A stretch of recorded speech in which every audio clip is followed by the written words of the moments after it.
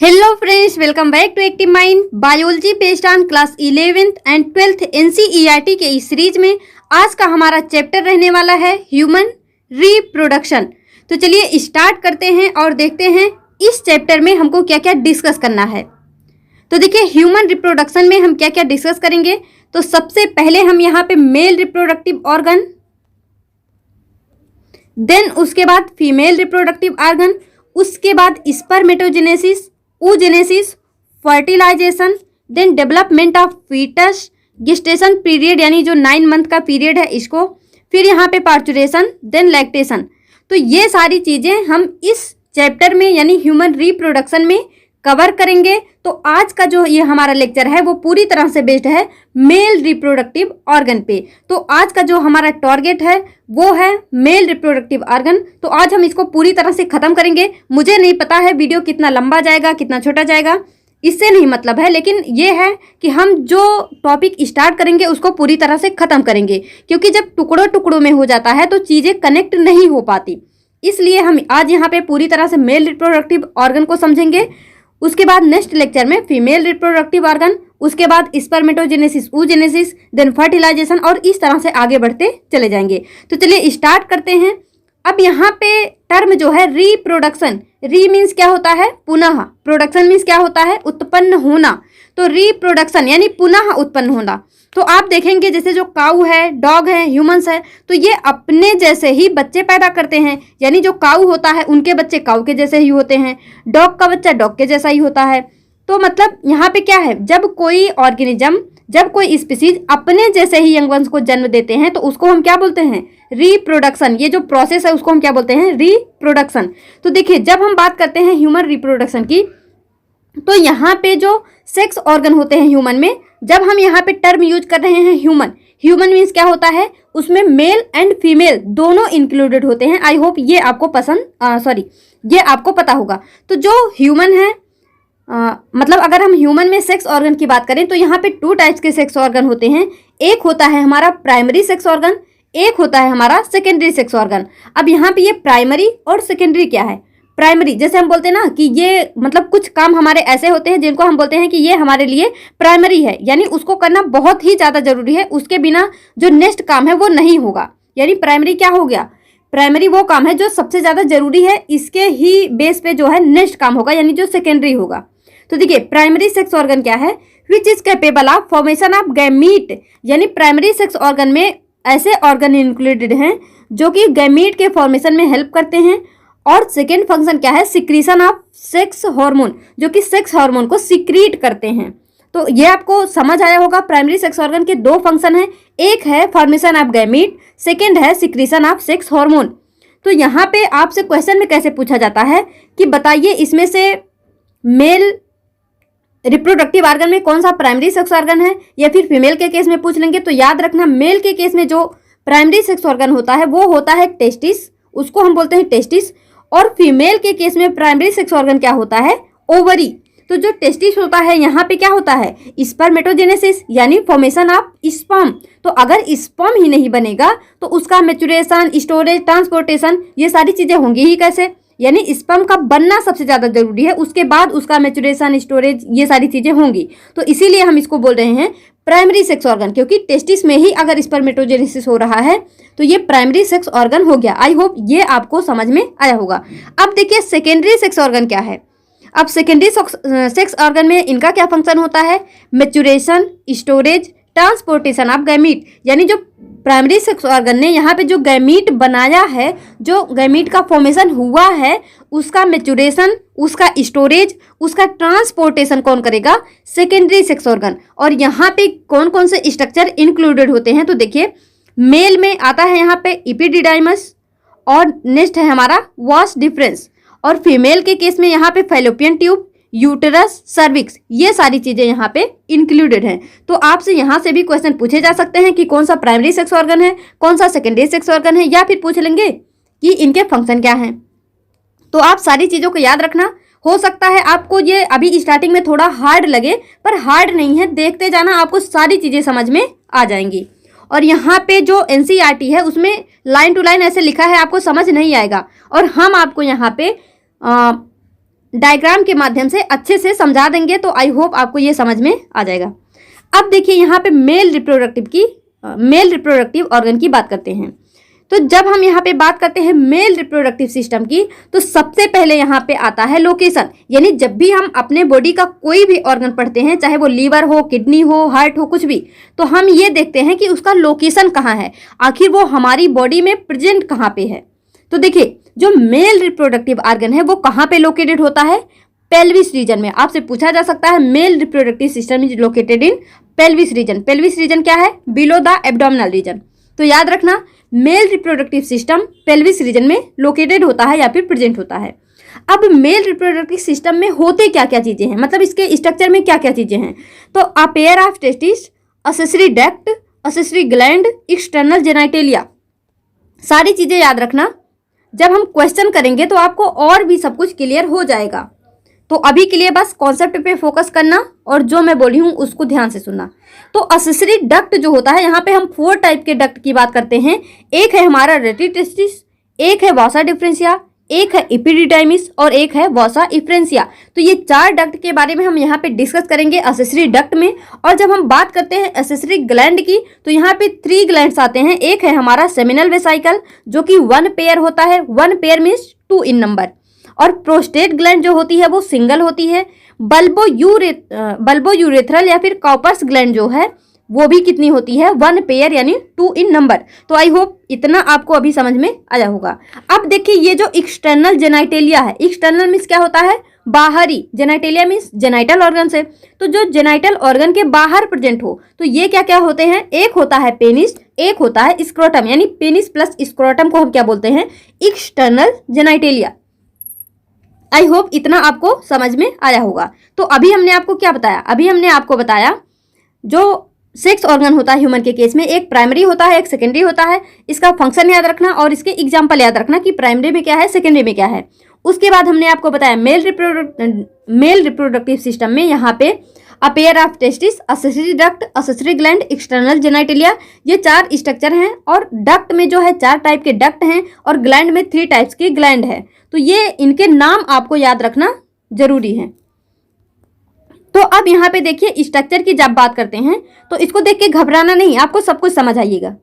तो अब यहाँ पे देखिए सबसे पहले हम बात करते हैं इसकी, स्टार्ट करते हैं यहाँ से, हम स्टार्ट करते हैं यहाँ से। तो सबसे पहले ये हमारा क्या है, स्क्रोटम। क्या है, स्क्रोटम। तो जो स्क्रोटम होता है उसी में टेस्टिस प्रेजेंट होता है। और किस तरह से, जैसे मान लीजिए ये हमारा स्क्रोटम है और स्क्रोटम में इस तरह से जो है स्क्रोटल सैक होता है और इस स्क्रोटल सैक में ही क्या होता है, टेस्टिस प्रेजेंट होता है। तो टेस्टिस कितने हो गए, टेस्टिस हो गए हमारे 2 यानी 1 पेयर। तो याद रखना टेस्टिस 1 पेयर होते हैं यानी 2 इन नंबर होते हैं। और ये कहाँ पे प्रेजेंट होते हैं, स्क्रोटम के अंदर, स्क्रोटल सैक के अंदर ये प्रेजेंट होते हैं। तो अब यहाँ पे हम इसका जब डिटेल में स्टडी करेंगे तो आपको इसका स्ट्रक्चर कुछ इस तरह से दिखेगा। तो आपको ये जो बीच में दिख रहा है ये क्या है हमारा, ये है टेस्टिस। टेस्टिस कहाँ पे प्रेजेंट है, स्क्रोटम के अंदर। ये जो आपको लाइन दिख रही है ये क्या है, स्क्रोटल सैक। तो इस स्क्रोटल सैक, सैक क्या होता है, एक मतलब पाउच की तरह बोल सकते हैं।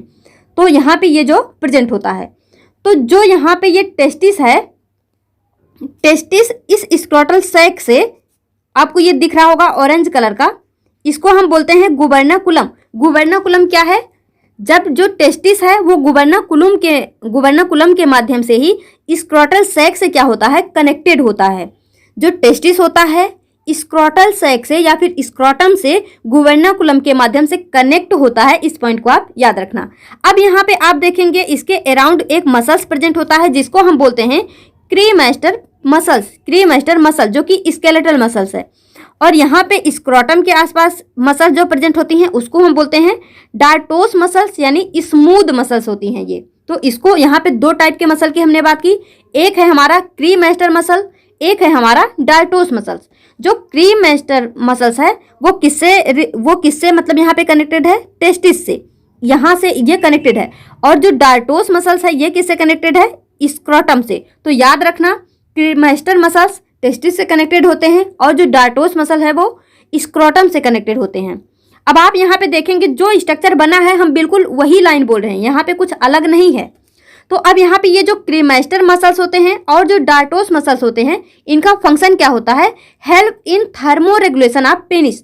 जो पेनिस होता है, अभी हमने आपको बताया पेनिस प्लस स्क्रोटम, ये क्या है? एक्सटर्नल जेनाइटेलिया, यानी ये बॉडी के बाहर प्रेजेंट होते हैं। तो बॉडी के बाहर क्यों प्रेजेंट होते हैं? क्योंकि इनको जो है बॉडी की अपेक्षा 2 to 2.5 डिग्री टेम्परेचर जो है वो कम चाहिए होती है। मतलब जितना हमारे बॉडी का टेम्परेचर है उतना टेम्परेचर में ये अपना फंक्शन नहीं कर पाएंगे। इनको बॉडी की अपेक्षा 2 to 2.5 degree Celsius come temperature चाहिए। तो इनके जो थर्मो रेगुलेशन में हेल्प करते हैं वो दो मसल्स हैं, एक है क्रीमास्टर मसल्स, एक है डार्टोस मसल्स। अब यहाँ पे आप देखेंगे आपको कुछ इस तरह से एक स्ट्रक्चर ये दिख रहा होगा। ये स्ट्रक्चर, इसको हम बोलते हैं एपिडिडाइमिस। यहाँ पे हम लिखे नहीं हैं, आप लिख लीजिएगा। ये जो स्ट्रक्चर है ये है हमारा, ये है एपिडिडाइमिस। इसको एपिडिडाइमिस लिख लेना। अब ये जो एपिडिडाइमिस है, इसी से एक जो है यहाँ पे ट्यूब लाइक स्ट्रक्चर इस तरह से जाती है, जिसको हम बोलते हैं वॉश डिफरेंस। क्या बोलते हैं? Wash difference. तो याद रखना, आप क्या याद रखेंगे अभी के लिए? जो वॉश डिफरेंस है वो एपिडिडाइमिस से ही ओरिजिनेट होता है। जो वॉश डिफरेंस है वो एपिडिडाइमिस से ही क्या होता है? ओरिजिनेट होता है। तो एपिडिडाइमिस और वॉश डिफरेंस क्या होते हैं? कनेक्टेड होते हैं। और ये जो वॉश डिफरेंस है जिस कैनाल से होके जाती है, इसको हम बोलते हैं स्पर्मेटिक कार्ड। एक मिनट, ये जो वॉश डिफरेंस है जिस कैनाल से होके जाती है उसको हम बोलते हैं इंग्विनल कैनाल। क्या बोलते हैं? Inguinal canal. और यहाँ पे ये जो स्ट्रक्चर है, इसमें से जो है वॉश डिफरेंस जा रही है, इसको हम बोलते हैं स्पर्मेटिक कार्ड। क्या बोलते हैं? Spermatic cord. तो जो स्पर्मेटिक कार्ड होता है, इसमें ऐसा नहीं है कि केवल वॉश डिफरेंस ही इससे होकर जाती है। इससे होकर यहाँ पे artery, vein, lymph vessels, nerve, cremaster muscles, ये सारी चीजें यहाँ से होकर जाती हैं। तो जो इंग्विनल कैनाल है, इसके अंदर में क्या होता है? Spermatic cord. और उस स्पर्मेटिक कार्ड से होके आपको ये दिख रहा होगा, एक तो ये ग्रीन कलर का स्ट्रक्चर जो कि हमारा वॉश डिफरेंस है, और उसी से लगा हुआ ये क्रीमास्टर मसल्स भी है। यानी इसी स्पर्मेटिक कार्ड के थ्रू वॉश डिफरेंस भी जाता है, और इसी के through artery, vein, lymph vessels, nerve, cremaster muscles, ये सारी चीजें इससे होकर जाती हैं। और ये स्पर्मेटिक कार्ड कहाँ पे प्रेजेंट है? इंग्विनल कैनाल में प्रेजेंट है। कहाँ पे प्रेजेंट है? इंग्विनल कैनाल में प्रेजेंट है। आई होप अभी इतना आपको समझ में आया होगा। घबराना मत, अभी दोबारा से बता दूंगी, लेकिन ध्यान से सुनते जाइए कि किस तरह से इसको हम एक्सप्लेन कर रहे हैं। अब ये जो वॉश डिफरेंस है, तो स्पर्मेटिक कार्ड के बारे में याद रखना, जो टेस्टिस हैंग होता है स्क्रोटम में, वो इसी स्पर्मेटिक कार्ड के हेल्प से हैंग होता है। हैंग मीन्स क्या होता है? लटकना। तो जो टेस्टिस है, testis hang in scrotum with the help of spermatic cord. याद रखना, आपसे पूछ सकते हैं कि testis hang in scrotum with the help of what? तो आप बोलेंगे स्पर्मेटिक कॉर्ड। आपको मैं बता दूं, रिप्रोडक्शन इन ह्यूमन, तो इससे जो है अभी आपको जो KVS TGT एग्जाम हुआ है, KVS TGT साइंस का, वहां भी आपसे क्वेश्चन पूछा गया था। और क्वेश्चन क्या था? स्पर्मेटोजेनेसिस से क्वेश्चन था। उसको हम आगे जो है क्वेश्चन आपसे डिस्कस करेंगे, या फिर टेलीग्राम पे उसको क्विज के थ्रू करवा देंगे। तो अभी देखिए, ये जो वॉश डिफरेंस है वो आगे जाकर एक एम्पुला लाइक स्ट्रक्चर बनाती है। क्या बनाती है? एक एम्पुला लाइक स्ट्रक्चर। इसको हम क्या बोल रहे हैं? एम्पुला। एम्पुला क्या है? यहाँ पे क्या होता है? स्पर्म का स्टोरेज होता है। क्या होता है? स्पर्म का स्टोरेज। तो जब टेस्टिस जो है स्पर्म प्रोडक्शन करता है, तो स्पर्म इसके थ्रू जब जाता है तो आके वो कहाँ पे कनेक्ट होता है? कहाँ पे कलेक्ट होता है? वो कलेक्ट होता है एम्पुला में। अब ये यहाँ पे जो एम्पुलरी डक्ट है, और यहाँ पे आप देखेंगे ये हमारा होता है सेमिनल वेसाइकल। ध्यान से देखिए, ये जो स्ट्रक्चर है हमारा, ये क्या है? Seminal vesicle. और ये क्या है? एम्पुला। तो ये जो एम्पुला की डक्ट है और ये जो सेमिनल वेसाइकल की डक्ट है, जब ये दोनों डक्ट मिलकर एक कॉमन डक्ट बनाती हैं, तो हम इसको क्या बोलते हैं? इजाकुलेटरी डक्ट। क्या बोलते हैं? इजाकुलेटरी डक्ट। आपको एक एक पॉइंट से कहीं से भी क्वेश्चन बन सकता है, तो ध्यान से देखना। तो हमने आपको क्या बताया? जो एम्पुलरी डक्ट है या फिर सेमिनल वेसाइकल डक्ट है, ये दोनों मिलकर क्या बनाती हैं? एक कॉमन डक्ट बनाती हैं। डक्ट मीन्स क्या हम बोलते हैं? नली या नलिका, ऐसा कुछ बोल सकते हैं। तो एम्पुलरी डक्ट और सेमिनल वेसिकल की जो डक्ट हैं ये मिलकर एक कॉमन डक्ट बनाती है जिसको हम बोलते हैं इजाकुलेटरी डक्ट। क्या बोलते हैं? इजाकुलेटरी डक्ट। तो अब ये जो इजाकुलेटरी डक्ट है वो आगे आके कहाँ पे मिलती है? वो आके यहाँ कहाँ पे मिल रही? ये आगे चलकर क्या फॉर्म कर रही है? यूरेथ्रा या फिर यूरेनोजेनाइटल डक्ट। तो अब यहाँ पे देखिए, ये जो आपको दिख रहा है ये हमारा क्या होता है? Prostate gland. क्या है ये हमारा? Prostate gland.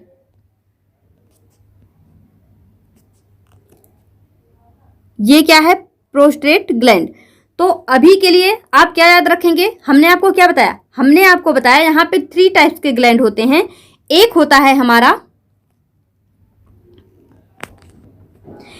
है सेमिनल वेसिकल, एक होता है प्रोस्टेट, एक होता है काउपर्स ग्लैंड।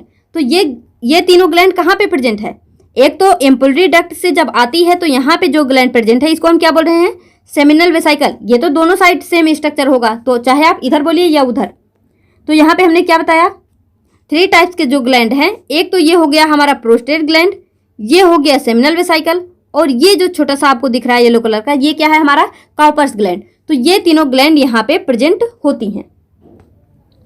और हमने आपको क्या बताया? जो सेमिनल वेसिकल है वो 1 पेयर होती हैं। तो देखिए, एक इधर है एक इधर है, तो हो गई ना 1 पेयर। 1 पेयर मीन्स 2 इन नंबर।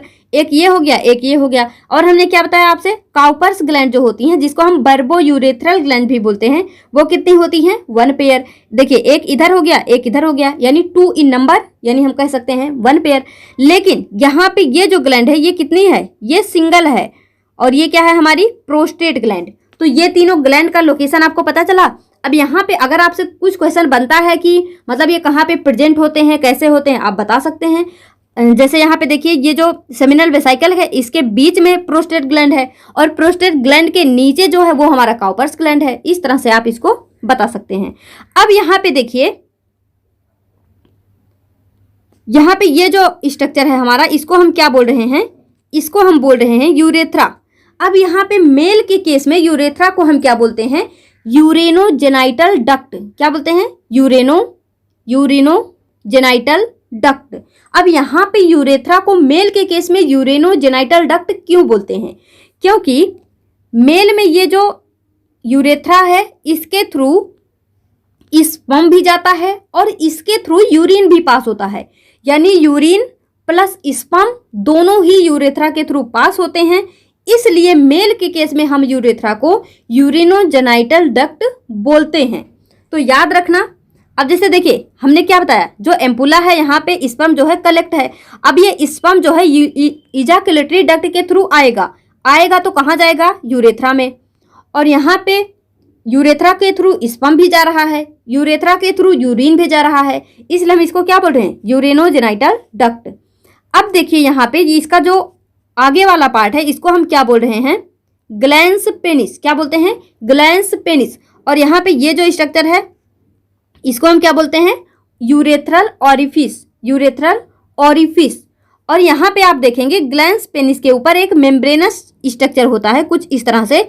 इसको हम क्या बोलते हैं? प्रीप्यूस या फिर फोर स्किन। क्या बोलते हैं?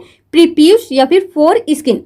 तो आई होप आपको ये जो स्ट्रक्चर है अच्छे से समझ में आया होगा।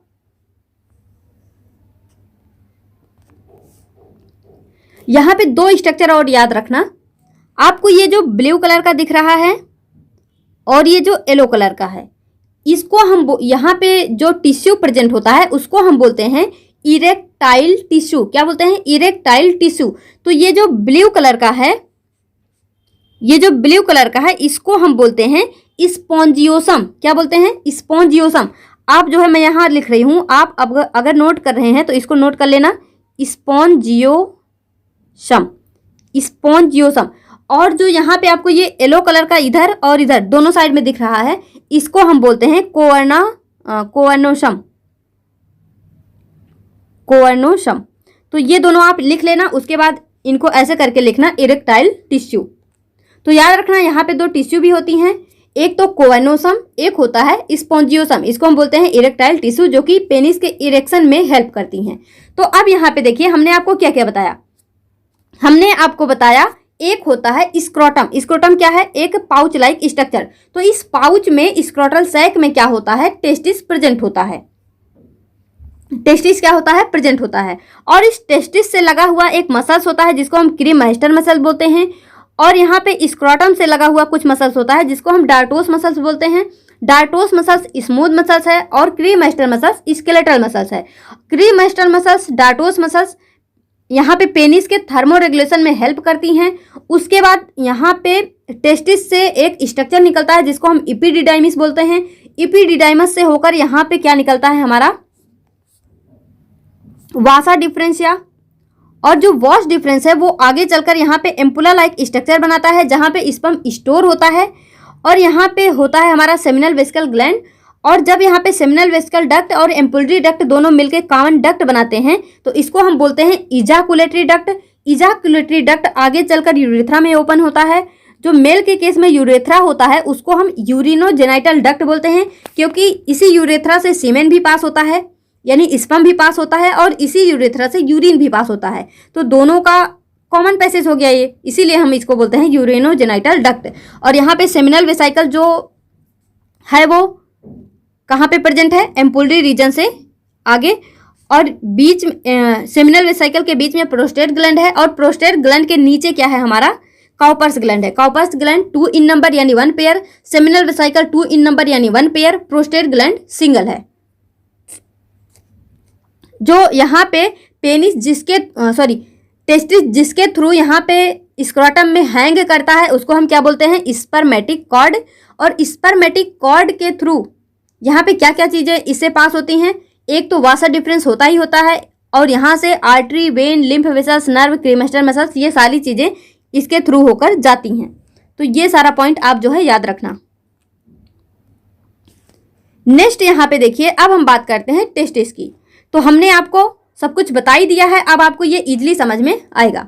तो जो टेस्टिस होता है ये क्या होता है? 1 पेयर होता है। और टेस्टिस क्या होता है? ये मेल सेक्स ऑर्गन में प्राइमरी सेक्स ऑर्गन है, यानी मेल रिप्रोडक्टिव सिस्टम में टेस्टिस जो है ये प्राइमरी सेक्स ऑर्गन है, क्योंकि ये क्या करता है? ये जो है स्पर्म प्रोडक्शन में हेल्प करता है। अब देखिए ओरिजिन इसकी पूछी जाती है कि टेस्टिस की ओरिजिन कैसी है, तो याद रखना मीजोडर्मल। क्या होता है? मीजोडर्मल। इसकी लेंथ कितनी होती है? टेस्टिस की जो लेंथ होती है वो होती है 4 to 5 सेंटीमीटर। विथ कितनी होती है, यानी इसकी चौड़ाई कितनी होती है? 2 to 3 सेंटीमीटर। इसका वेट कितना होता है? 14 ग्राम। तो याद रख लेना, एनसीईआरटी के ये सारे के सारे पॉइंट हैं, तो आपसे कुछ भी पूछा जा सकता है। तो क्या हमने आपको बताया? टेस्टिस की length 4 to 5 centimetre, width 2 to 3 centimetre, weight 14 gram. अब अगर हम यहाँ पे बात करते हैं पोजीशन की, तो याद रखना situated outside the abdominal cavity. हमने आपको बताया ना ये कैसे होते हैं? Extra abdominal. क्या बताया हमने आपको? एक्स्ट्रा जेनाइटल बताया था ना, एक्सटर्नल जेनाइटेलिया। तो उसमें क्या था? Testis plus penis plus scrotum. Scrotum में ही क्या है? टेस्टिस। तो टेस्टिस भी बाहर हुआ, तो क्या हुआ? तो इसका पोजीशन क्या हुआ? Situated outside the abdominal cavity, यानी ये एब्डोमिनल कैविटी से बाहर प्रेजेंट है, और इसीलिए हम इसको क्या बोलते हैं? Extra abdominal. क्या बोलते हैं? Extra abdominal. अब यहाँ पे देखिए with in a pouch called scrotum, यानी ये एक पाउच में होता है जिसको हम स्क्रोटम बोलते हैं। अब यहाँ पे कुछ ऐसे भी एनिमल्स होते हैं जहाँ पे ये एक्स्ट्रा एब्डोमिनल नहीं होता है टेस्टिस। तो यहाँ पे एलिफेंट, व्हेल, प्रोटोथीरियंस, ये सारे के सारे क्या हैं? जहाँ पे टेस्टिस क्या होता है? Intra abdominal. यानी यहाँ पे इन्होंने अपने आप को कुछ इस तरह से इनका इवोल्यूशन हुआ, इन्होंने अपना इवोल्यूशन कुछ इस तरह से किया कि इनका जो टेस्टिस है वो एक्स्ट्रा एब्डोमिनल ना होके कैसा है? इंट्रा एब्डोमिनल है। तो इस पॉइंट को भी याद रख लेना। अब देखिए in most of mammals testis are extra abdominal because sperm production maturation storage requires 2 to 2.5 degree lower temperature with respect to body temperature. तो हमने आपको यही बताया कि मतलब टेस्टिस बाहर क्यों प्रेजेंट होता है, क्योंकि इसको हमारे बॉडी टेम्परेचर से 2 to 2.5 डिग्री लोअर टेम्परेचर की जरूरत होती है। नेक्स्ट देखिए यहाँ पे क्या है? टेस्टिस ऑफ मेल बेबी, ये बॉडी नहीं है बेबी है। Testis of male baby are formed inside intra abdominal cavity. जो मेल बेबी होता है तो उसका जो टेस्टिस होता है वो कैसा होता है, इंट्रा एब्डोमिनल होता है शुरुआत में, यानी जब प्रेगनेंसी होती है तो उस समय जो टेस्टिस ऑफ मेल बेबी होता है वो कैसा होता है, इंट्रा एब्डोमिनल होता है। Testis migrate to scrotum during 7th month of pregnancy, यानी जब प्रेगनेंसी होती है तो जो टेस्टिस होता है वो माइग्रेट करके स्क्रोटम में जाता है। और कब जाता है, 7th मंथ ऑफ प्रेगनेंसी, इसको याद रखना। Under the influence of testosterone and ABP यानी एंड्रोजन बाइंडिंग प्रोटीन, यानी इन दोनों के हेल्प से ये क्या करता है, माइग्रेट करता है स्क्रोटम में। और कब करता है, 7th मंथ ऑफ प्रेगनेंसी में, तो याद रखना। तो यहाँ पे हमने यही बताया, ये हमारा क्या है, टेस्टिस है, और ये क्या है, स्क्रोटम है। स्क्रोटम में क्या है, स्क्रोटल सैक है। तो ये टेस्टिस कहाँ पे जा रहा है, इंग्विनल कैनाल के थ्रू स्क्रोटम में जा रहा है। और ये कब, मतलब ये इसका माइग्रेशन कब होता है, during 7th month of pregnancy. अब यहाँ पे देखिए कुछ टर्म आपको दिखेंगे। टर्म क्या है हमारा, क्रिप्टोर्चिडम, ऑर्चिडोपेक्सी, कैस्ट्रेशन। तो ये सारे के सारे क्या है, टर्म है। तो टर्म है तो देखिए क्या है, क्रिप्टोर्चिडम, तो ये क्या है, क्रिप्ट ऑर्चिडिडम। तो अब यहाँ पे देखिए, failure of testis to descend into scrotum, यानी अभी हमने आपको क्या बताया, जो टेस्टिस है वो माइग्रेट करता है स्क्रोटम में, लेकिन अगर यहाँ पे कुछ ऐसा हो जाए कि जो टेस्टिस है वो स्क्रोटम में इंटर ना कर पाए, वहां पे डिसेंड ना कर पाए, तो इस कंडीशन को हम क्या बोलते हैं, तो इस कंडीशन को हम क्या बोलेंगे, क्रिप्ट ऑर्चिडिज्म। तो याद रखना, अगर आपको ये टर्म पूछा जाता है तो क्या बताएंगे आप, failure of testis to descend into scrotum is called cryptorchidism. अब यहाँ पे नेक्स्ट टर्म क्या है हमारा, ऑर्चिडोपेक्सी। ऑर्चिडोपेक्सी तो ये क्या है, सर्जिकली डिसेंडिंग ऑफ टेस्टिस। अब यहाँ पे हम क्या बोल रहे हैं कि अगर कुछ ऐसा हो जाए कि टेस्टिस स्क्रोटम में डिसेंड ना हो पाए तो क्या करना पड़ेगा, तो डॉक्टर उसको सर्जिकली ऐसा करेंगे। डॉक्टर क्या करेंगे, सर्जिकली उसको डिसेंड कराएंगे। तो जब सर्जिकली डिसेंडिंग ऑफ टेस्टिस करी जाएगी स्क्रोटम में, तो हम उसको मतलब वो जो प्रोसेस है उसको क्या बोलेंगे, ऑर्चिडोपेक्सी। और यहाँ पे एक टर्म है ऑर्चिडेक्टोमी। क्या है, ऑर्चिडेक्टोमी, इसी को हम बोलते हैं कैस्ट्रेशन। क्या बोलते हैं, कैस्ट्रेशन। अब ये क्या है, क्रशिंग और रिमूवल ऑफ टेस्टिस, यानी मान लो कुछ ऐसा केस आ जाए कि टेस्टिस को रिमूव करना पड़े, तो जब टेस्टिस को रिमूव कर देंगे तो हम यहाँ पे क्या बोलते हैं, ऑर्चिडेक्टोमी। जो यहाँ पे मतलब कोई सा भी एक्टोमी आए तो वहाँ पे आप याद रखना, एक्टोमी मीन्स होता है रिमूवल। और आप देखेंगे यहाँ भी ऑर्ची मीन्स क्या होता है, टेस्टिस। जैसे ही बात ऑर्ची की आती है तो इतना आपको ध्यान में आ जाना चाहिए, कहीं ना कहीं टेस्टिस की बात हो रही है। तो क्रिप्ट ऑर्चिडिज्म क्या है, failure of testis to descend into scrotum. Orchidopexy क्या है, surgically descending of testis into scrotum. और यहाँ पे ऑर्चिडेक्टोमी क्या है, रिमूवल ऑफ टेस्टिस। तो याद रखना। अब यहाँ पे देखिए, castration makes the animals less aggressive या फिर docile because level of testosterone hormone decrease.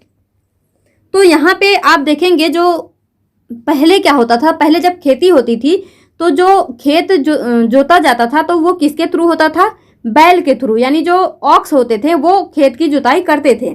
तो वहाँ जो मतलब उनको जो बुल्लॉक होते थे, जो ऑक्स होते हैं, उनको बनाया कैसे जाता था, तो मतलब अगर उनके अंदर में टेस्टिस होगा तो वो बहुत ही ज़्यादा एग्रेसिव होंगे। मतलब इतना आसान थोड़े ना है कि आप उसके मतलब रस्सी वगैरह से बांध के उससे मतलब खेत जोत लो, अपने इशारे पे उसको नचा लो। तो जो किसान होते थे उसको अपने इशारे पे नचाने के लिए, उसको अपने कंट्रोल में रखने के लिए क्या करते थे, उसके टेस्टिस को रिमूव कर देते थे। तो अगर टेस्टिस रिमूव हो जाएगा तो टेस्टोस्टेरोन हार्मोन जो है वो उसका लेवल क्या हो जाएगा, डिक्रीज हो जाएगा, वो सिक्रीट ही नहीं होगा। तो यहाँ पे क्या होगा, तो उनका जो ये मतलब एग्रेसिवनेस होता है वो क्या हो जाएगा, कम हो जाएगा। और उनकी जो पावर होती है वो भी कहीं ना कहीं कम हो जाएगी।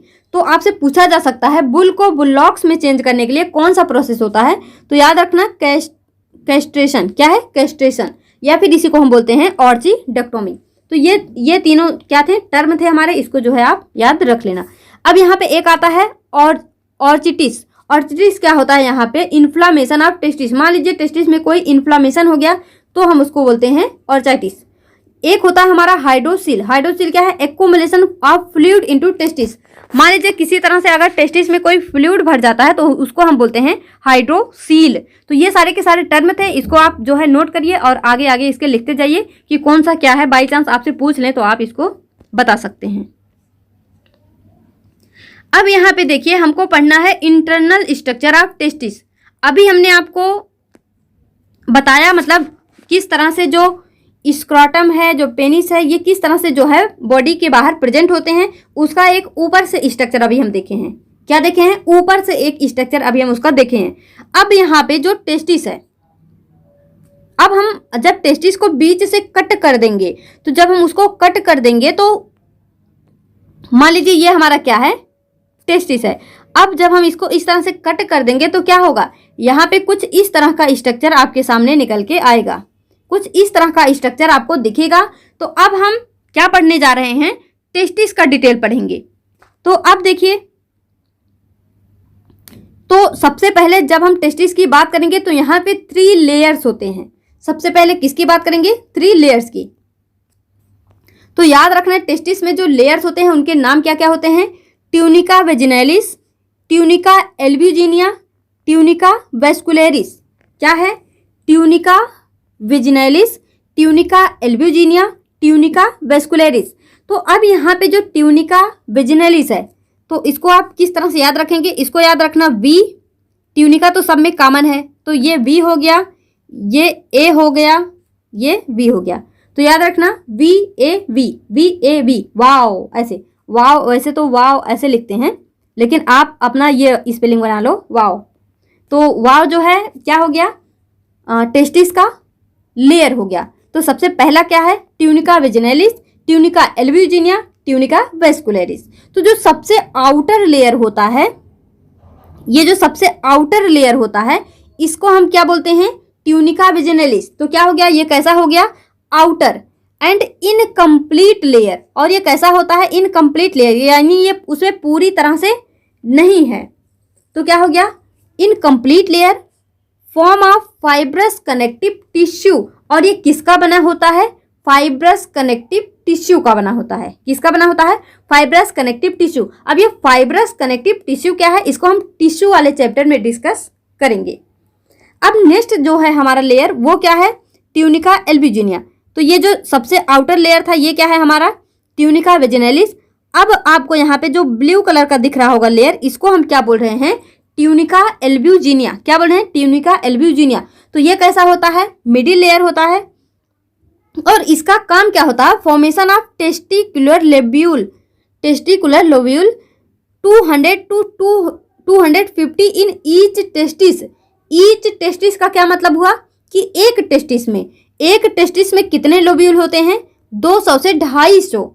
अगर हम दोनों टेस्टिस की बात करेंगे, हमने आपको बताया ना जो टेस्टिस होते हैं वो 2 इन नंबर होते हैं। तो ये तो एक टेस्टिस की बात हुई कि 200 से 250 होते हैं। तो अगर हम दोनों टेस्टिस की बात करेंगे कि कितने लोब्यूल होते हैं यहाँ पे, तो क्या हो जाएगा? 400 से 500 हो जाएंगे।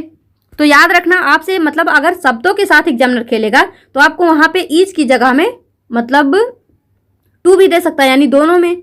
तो इसको जो है आप याद रख लेना। तो जो मिडिल लेयर है उसका काम क्या होता है? Formation of testicular lobule. आपको ये जो इस तरह से स्ट्रक्चर दिख रहा है ये क्या है हमारा? ये टेस्टिकुलर लोब्यूल है। क्या है? टेस्टिकुलर लोब्यूल है। तो जो ट्यूनिका एल्ब्यूजिनिया है वो क्या कर रहा है? टेस्टिकुलर लोब्यूल बना रहा है। और लोब्यूल कितने होते हैं एक टेस्टिस में? एक टेस्टिस में होते हैं 200 से 250। अब यहाँ पे जो नेक्स्ट लेयर है, नेक्स्ट लेयर क्या है हमारा? Tunica vascularis. Tunica vascularis. तो जो ट्यूनिका वेस्कुलरिस है वो कहाँ पे है? इनर, यानी ये तो सबसे इनर लेयर है। और ये कैसी है? Highly vascular. हाईली वेस्कुलर का क्या मतलब होता है? Present with in testicular lobule, यानी ये टेस्टिकुलर लोब्यूल जो है उसके अंदर प्रेजेंट होता है। और यहाँ पे मतलब ब्लड वेसल्स, ये सारी चीजें जो है प्रेजेंट होती हैं। अब आपको यहाँ पे ये तीनों लेयर जो है समझ में आया होगा। तो आपको यहाँ पे दिख रहा होगा कुछ हाईली क्वाइल्ड स्ट्रक्चर, यानी कुछ इस तरह से दिख रहा होगा। तो ये जो रेड कलर का आपको हाईली क्वाइल्ड स्ट्रक्चर दिख रहा है, इसको हम क्या बोलते हैं? Seminiferous tubule. क्या बोलते हैं? Seminiferous tubule. और ये जो है in each lobule 1 to 3 seminiferous tubule और प्रेजेंट। तो हमने क्या बताया, ये क्या है हमारा ओव्यूल है, सॉरी लोब्यूल है, ये क्या है लोब्यूल है, ये क्या है लोब्यूल है। इस तरह से ये क्या है लोब्यूल है। और लोब्यूल कौन यहाँ पे बना रहा है, ट्यूनिका एल्ब्यूजिनिया। तो जो ट्यूनिका एल्ब्यूजिनिया जो लोब्यूल बनाई है उस लोब्यूल के अंदर में कुछ हाईली क्वाइल्ड स्ट्रक्चर हैं जिसको हम क्या बोल रहे हैं, सेमिनिफेरस ट्यूब्यूल। तो ये जो रेड कलर का स्ट्रक्चर है ये क्या है हमारा सेमिनिफेरस ट्यूब्यूल। और ये एक लोब्यूल में कितने होते हैं 1 2 3, मतलब 1 से 3 इनका जो है नंबर हो सकता है। और दोनों में कितने हो जाएंगे 2 से 6। और जो सेमिनिफेरस ट्यूब्यूल होता है इसका फंक्शन क्या होता है, responsible for formation of sperm.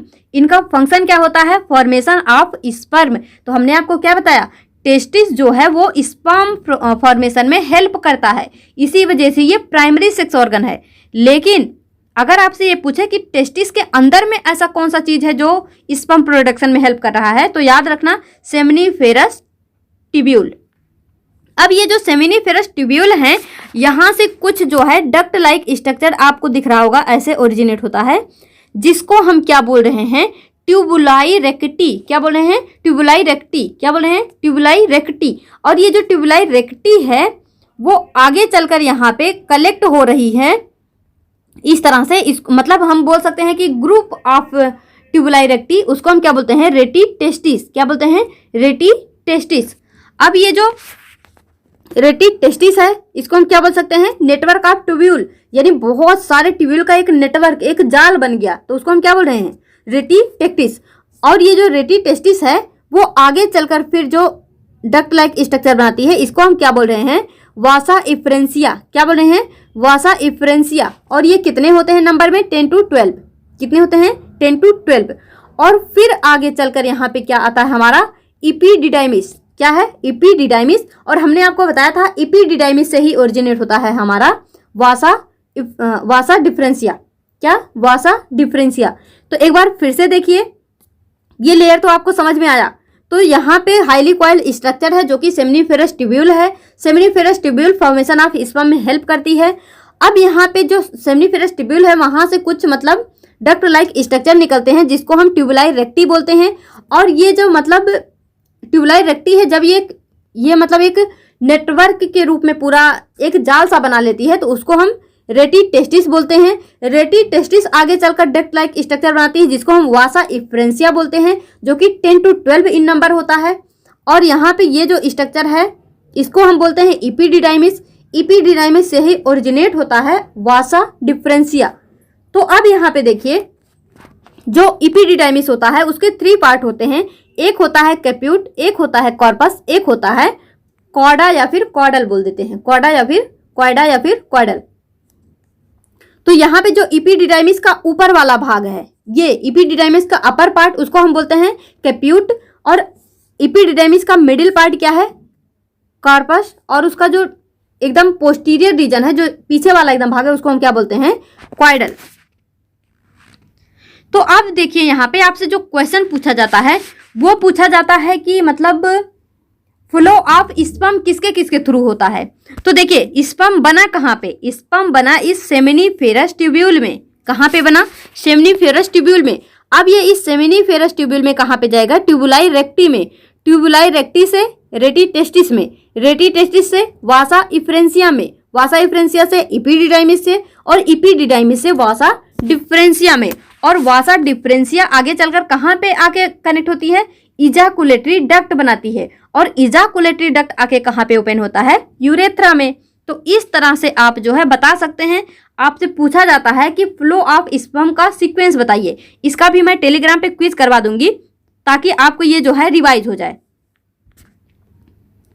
तो आगे देखिए क्या है हमारा फ्लो ऑफ स्पर्म। तो फ्लो ऑफ स्पर्म कहाँ कहाँ से होता है, सेमिनिफेरस ट्यूब्यूल में। यहाँ पे स्पर्मेटोजेनेसिस हुई। स्पर्मेटोजेनेसिस मीन्स क्या, फॉर्मेशन ऑफ स्पर्म। तो जब यहाँ पे स्पर्म बना फिर वो आगे कहाँ पे गया, ट्यूबुलाई रेक्टी में, उसके बाद रेटी टेस्टिस में, फिर वासा इफ्रेंसिया में, उसके बाद इपीडिडाइमिस में, उसके बाद यहाँ पे वासा डिफरेंशिया में, फिर इजाकुलेटरी डक्ट में, उसके बाद यूरेथ्रा में। रटने की कोशिश मत करना। आपको स्ट्रक्चर अगर समझ में आ जाएगा तो सब कुछ काम बन जाएगा आपका। स्ट्रक्चर से ही सारे क्वेश्चन बनेंगे, चाहे वो फ्लो ऑफ स्पर्म हो या फिर कुछ भी हो। तो यहाँ पे ये जो रेटी टेस्टिस वासा डिफरेंशिया, एपिडिडाइमिस वासा डिफरेंशिया, ये सब क्या है, इसी को हम क्या बोल रहे हैं, मेल सेक्स एक्सेसरी डक्ट। क्योंकि ये देखिए अब ये सारे के सारे डक्ट क्या कर रही हैं, स्पर्म के फ्लोटेशन में क्या कर रही हैं, हेल्प कर रही हैं, उसके फ्लो में क्या कर रही हैं, हेल्प कर रही हैं। तो ये चारों जो स्ट्रक्चर है इनका नाम याद रखना, इनको हम क्या बोलते हैं, मेल सेक्स एक्सेसरी डक्ट।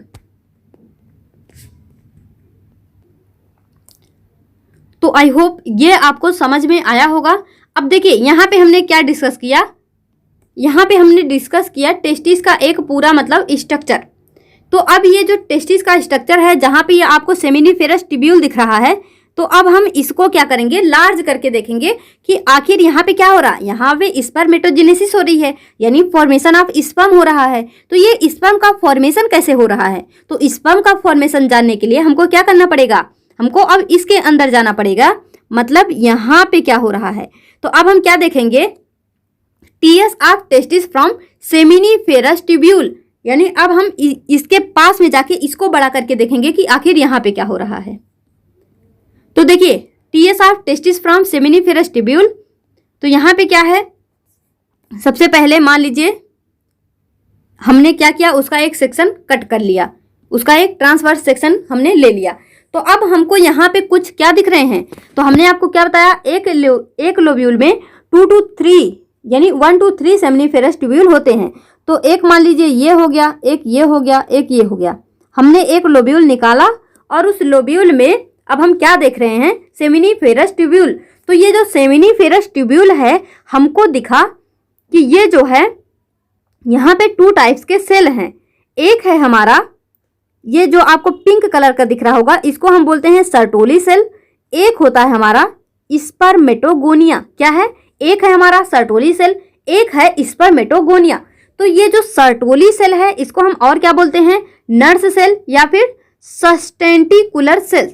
तो याद रखना, Sertoli cell, nurse cell, sustentacular cells, ये सारे के सारे क्या हैं, सेम है।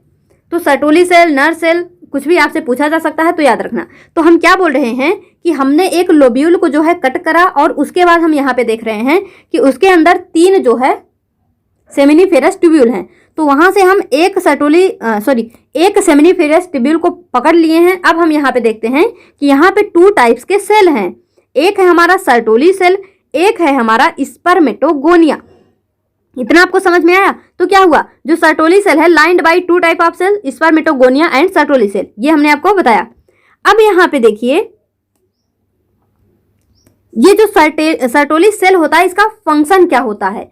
तो जो सर्टोली सेल होता है इसका फंक्शन होता है एबीपी यानी एंड्रोजन बाइंडिंग प्रोटीन को रिलीज करना। तो एंड्रोजन बाइंडिंग प्रोटीन को रिलीज करने में किसका रोल है, सर्टोली सेल का। तो सर्टोली सेल का फंक्शन क्या हो गया, रिलीजिंग ऑफ एबीपी यानी एंड्रोजन बाइंडिंग प्रोटीन। और ये क्या करता है, स्पर्म मैच्योरेशन फैक्टर भी रिलीज करता है। क्या रिलीज करता है, एसएमएफ यानी स्पर्म मैच्योरेशन फैक्टर। और ये क्या करता है, इनहिबिन हार्मोन्स भी सिक्रेट करता है। तो याद रखना सर्टोली सेल के 3 काम है, 3 फंक्शन है। तो क्या क्या हो गया, release of ABP, release of SMF, release of inhibin hormones. तो ये क्या क्या रिलीज करता है, एबीपी, इनहिबिन हार्मोन, एसएमएफ यानी स्पर्म मैच्योरेशन फैक्टर।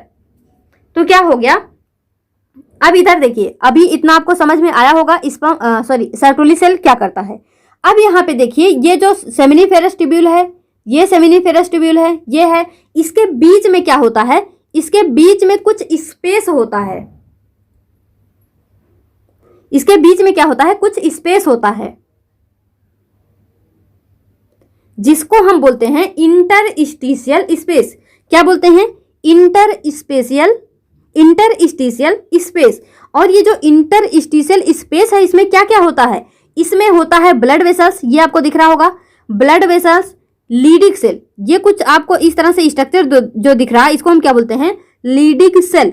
और यहाँ पे कुछ जो है इम्यूनो कॉम्पिटेंट सेल होते हैं, लाइक वो मतलब WBC। तो याद रखना इंटरस्टिशियल स्पेस किसके किसके बीच में होता है, जो सेमिनिफेरस ट्यूब्यूल होते हैं उनके बीच में कुछ स्पेस होता है जिसको हम इंटरस्टिशियल स्पेस बोलते हैं। और इंटरस्टिशियल स्पेस में यहाँ पे blood vessels, Leydig cell, immuno competent cell यानी लाइक WBC यहाँ पे क्या होते हैं, ये सारे के सारे प्रेजेंट होते हैं।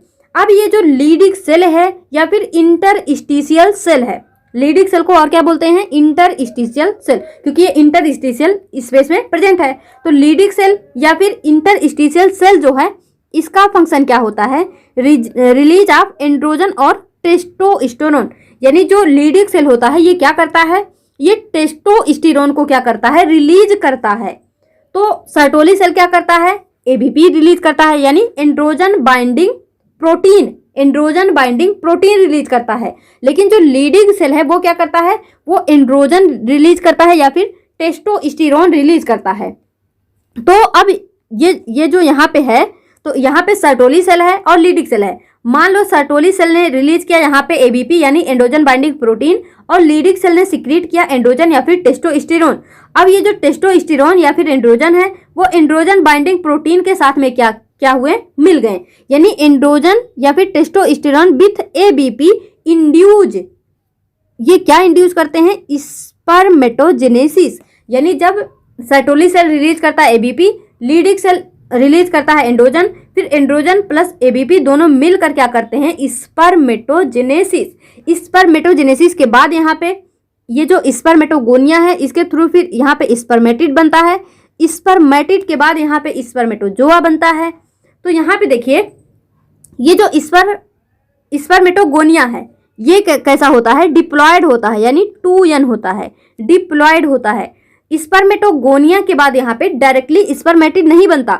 स्पर्मेटोगोनिया के बाद यहाँ पे सबसे पहले प्राइमरी स्पर्मेटोसाइट बनता है, प्राइमरी स्पर्मेटोसाइट बनता है जो कि कैसा होता है 2n इन नंबर। और उसके बाद बनता है सेकेंडरी स्पर्मेटोसाइट जो कि होता है n इन नंबर। n 2n इसका क्या मतलब होता है, 2n मीन्स होता है डिप्लॉयड, n मीन्स होता है हैप्लॉयड।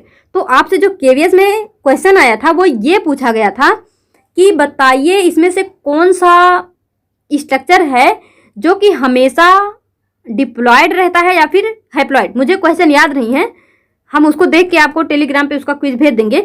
तो वो ऐसा पूछा था कि मतलब बताइए कौन सा ऐसा स्ट्रक्चर है जो कि हमेशा हैप्लॉयड रहता है। मान लीजिए अगर हैप्लॉयड पूछा होगा तो वो ये पूछा था कि कौन सा स्ट्रक्चर है जो कि हमेशा हैप्लॉयड रहता है या फिर डिप्लॉयड रहता है। तो आप क्या बोलेंगे, स्पर्मेटोगोनिया क्या है, हमेशा डिप्लॉयड है। स्पर्मेटिड क्या है, हैप्लॉयड है। सर्टोली सेल क्या होता है, सर्टोली सेल भी जो होता है हमारा वो होता है डिप्लॉयड। तो इस तरह से हैप्लॉयड और डिप्लॉयड के ऊपर क्वेश्चन आया था। तो आप सोच सकते हैं कि मतलब कितना अंदर में घुस के पूछा हुआ था। तो इस तरह से, इसलिए आप जो है घबराना मत, जो भी है ध्यान से देखते जाइए, सब कुछ आपको समझ में आ जाएगा। और खासकर तब चीज़ें और भी क्लियर हो जाएंगी जब हम क्वेश्चन करेंगे। तो ये सारी चीज़ें आपको समझ में आई। तो हमने आपको क्या बताया, हमने जो है यहाँ पे इस तरह से टेस्टिस का एक डायग्राम लिया।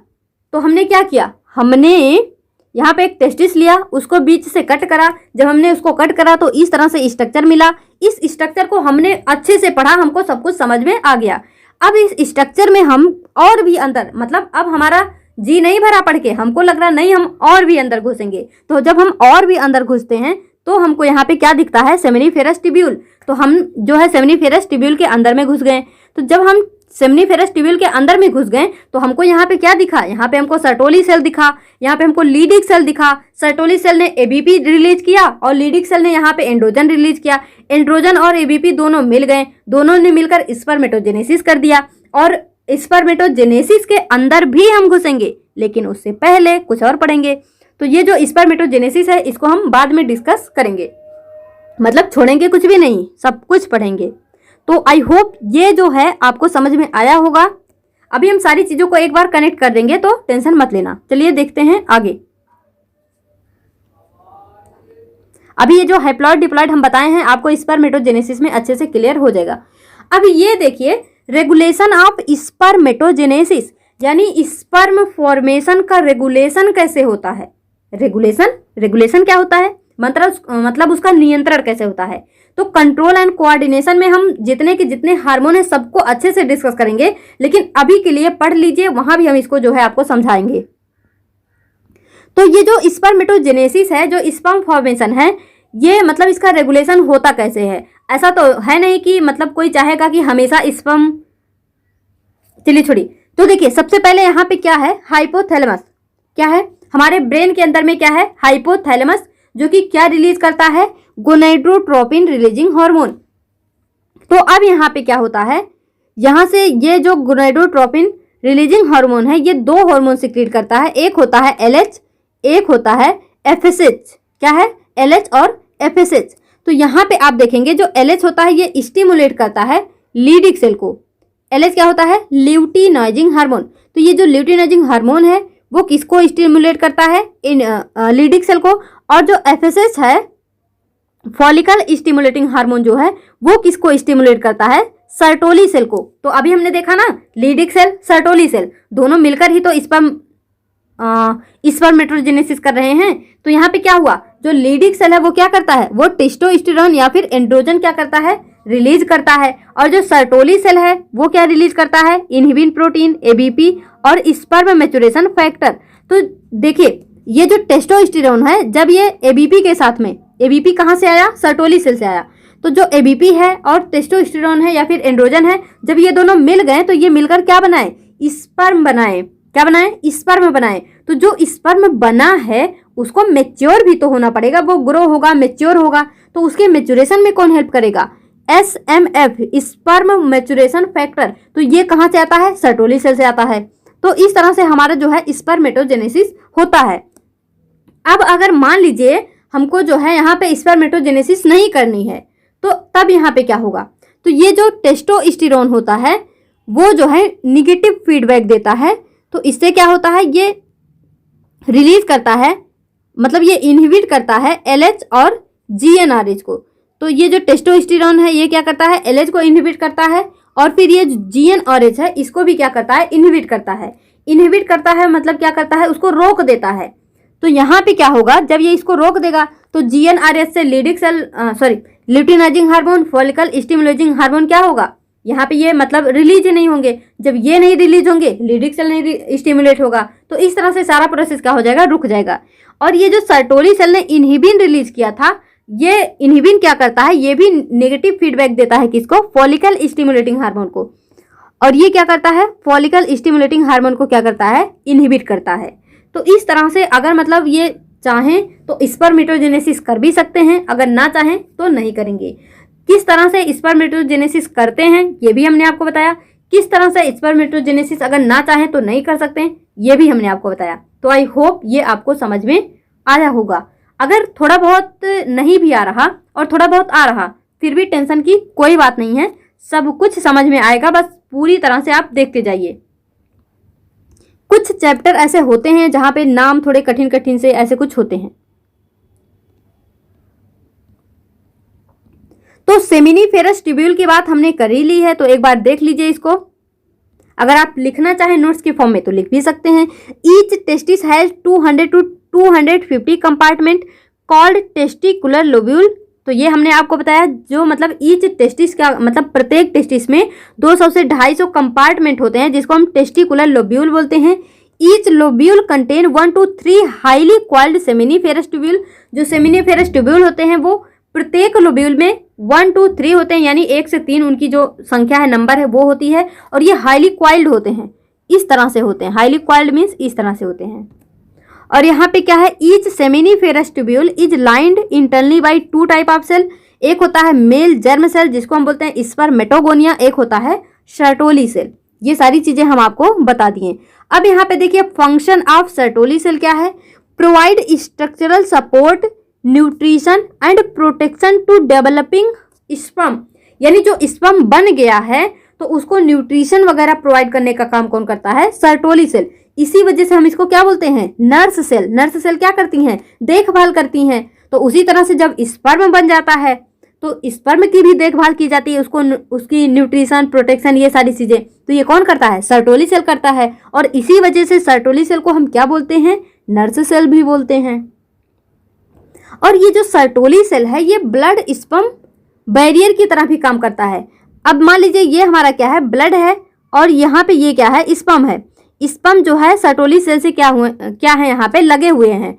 जैसे देखिए यहाँ पे ये एक स्पर्म है, ये अलग है, और यहाँ पे स्पर्म जो है वो स्पर्मेटोगोनिया से सर्टोली सेल से लगा हुआ है। तो यहाँ पे क्या हुआ, इसको हम क्या बोल रहे हैं, स्पर्मेटिड। तो जब स्पर्म इस सर्टोली सेल से लगा हुआ होगा तो ये डायरेक्ट ब्लड के कांटेक्ट में नहीं आता है, तो इसीलिए हम क्या बोल रहे हैं, ये जो सर्टोली सेल है वो ब्लड और स्पर्म का क्या है, बैरियर की तरह काम कर रहा है। तो जो सर्टोली सेल है, याद रखना, act as blood sperm barrier. Phagocyte dead and immature sperm. अब यहाँ पे क्या होता है, जो मतलब इमेच्योर स्पर्म होते हैं, कुछ तो ऐसे होंगे जो कि मेच्योर हो जाएंगे, लेकिन कुछ ऐसे होंगे जो कि इमेच्योर रह जाएंगे। तो उनको क्या किया जाता है, उनको फेगोसिटिक सेल जो होते हैं उनके द्वारा उनको खा लिया जाता है। तो याद रखना, जो फेगोसाइट सेल होते हैं वो डेड और इमेच्योर स्पर्म को क्या करते हैं, उसको खा जाते हैं। फिर यहाँ पे देखिए, जो सर्टोली सेल है वो क्या क्या रिलीज करता है, एंड्रोजन बाइंडिंग प्रोटीन, उसके बाद इनहिबिन प्रोटीन जो कि फॉलिकल स्टिमुलेटिंग हार्मोन को इनहिबिट करता है, और यहाँ पे स्पर्म मैच्योरेशन फैक्टर भी रिलीज करता है। और ये तीनों तो हमने आपको बताया। और ये याद रखना, ये क्या सिक्रीट करता है, AMF यानी एंटी मुलेरिन फैक्टर। क्या है, एंटी मुलेरिन फैक्टर। तो ये तीनों तो हमने आपको बताया, इसको एक्स्ट्रा याद रखिए, एंटी मुलेरिन फैक्टर। अब यहाँ पे आई होप आपको ये भी समझ में आया होगा। अगर आपको लेक्चर समझ में आ रहा होगा, सब कुछ क्लियर हो रहा होगा, तो प्लीज फीडबैक देना मत भूलना, क्योंकि आप लोग भूल जाते हैं और मुझे बिल्कुल मज़ा नहीं आता। तो feedback please please please feedback जरूर देना, मुझे आपसे कुछ भी नहीं चाहिए। अगर आपको नहीं टाइम तो बस आप या तो हार्ट दे दिया करिए या तो थम्स अप दे दिया करिए, उससे भी हम समझ जाएंगे कि आपको समझ में आया होगा। अब यहाँ पे देखिए, concept of Mullerian and Wolffian duct. अब ये क्या है, तो जो मेल स्ट्रक्चर है और जो फीमेल स्ट्रक्चर है वो अलग कैसे होता है, अलग कैसे होता है, इसका क्या मतलब ये कि जो मेल होते हैं, जो फीमेल होती हैं, तो जो मेल होते हैं उनमें ऐसी कैपेबिलिटी होती है कि फीमेल रिप्रोडक्टिव ऑर्गन जो होते हैं वो उनके अंदर भी डेवलप हो सकते हैं ओवरी को छोड़कर, और जो फीमेल्स होते हैं उनमें भी ऐसी कैपेबिलिटी होती है कि उनके अंदर भी मेल रिप्रोडक्टिव सिस्टम के सारे ऑर्गन डेवलप हो सकते हैं टेस्टिस को छोड़कर। लेकिन ऐसा क्या होता है कि जो मेल होते हैं उनके अंदर मेल रिप्रोडक्टिव कैरेक्टर सारे के सारे आ जाते हैं, और जो फीमेल होती हैं उनके अंदर फीमेल के कैरेक्टर सारे के सारे आ जाते हैं, यानी फीमेल रिप्रोडक्टिव सिस्टम सारे के सारे आते हैं। यहाँ मतलब फीमेल के केस में यहाँ पे टेस्टिस नहीं होता, मेल के केस में ओवरी नहीं होता, और मेल के केस में फैलोपियन ट्यूब, यूटेरस, सर्विक्स, ये सारी चीज़ें नहीं होंगी, और फीमेल के केस में यहाँ पे एपिडिडाइमिस, वासा डिफरेंस, पेनिस वगैरह ये सब नहीं होंगी। तो ये मतलब ऐसा होता क्यों है, किसकी वजह से होता है, ये हमको देखना है। तो यहाँ पे देखिए, जो मेल होते हैं और जो फीमेल होती हैं, ये हम बात कर रहे हैं इम्ब्रियोनिक स्टेज की, यानी जब प्रेगनेंसी होती है, जब जो मतलब इम्ब्रियोनिक स्टेज होता है, जब इम्ब्रियो रहता है, तो जो इम्ब्रियो है चाहे वो मेल हो या फीमेल हो, दोनों में क्या होता है, मुलेरियन डक्ट और Wolffian duct, Mullerian duct and Wolffian duct. तो ये डक्ट जो है इम्ब्रियोनिक स्टेज में दोनों में ही प्रेजेंट होते हैं। लेकिन जो मेल होता है उसमें क्या होता है, टेस्टिस। हमने आपको क्या बताया, टेस्टिस को छोड़कर। तो जो टेस्टिस होता है वो क्या रिलीज करता है, AMF यानी एंटी मुलेरियन डक्ट। तो ये जो एंटी मुलेरियन डक्ट है, सॉरी एंटी मुलेरियन फैक्टर है, वो सप्रेस कर देता है। क्या सप्रेस कर देता है, मुलेरियन डक्ट को। यानी यहाँ पे मतलब जब टेस्टिस जो है वो एंटी मुलेरियन फैक्टर को क्या करेगा, रिलीज करेगा, तो क्या हो जाएगा, इसका फंक्शन यहीं पे रुक जाएगा। और जो वोल्फियन डक्ट है यहाँ पे टेस्टोस्टेरोन वर्क करेगा, और फिर यहाँ पे बनेगा एपिडिडाइमिस एंड वासा डिफरेंशिया।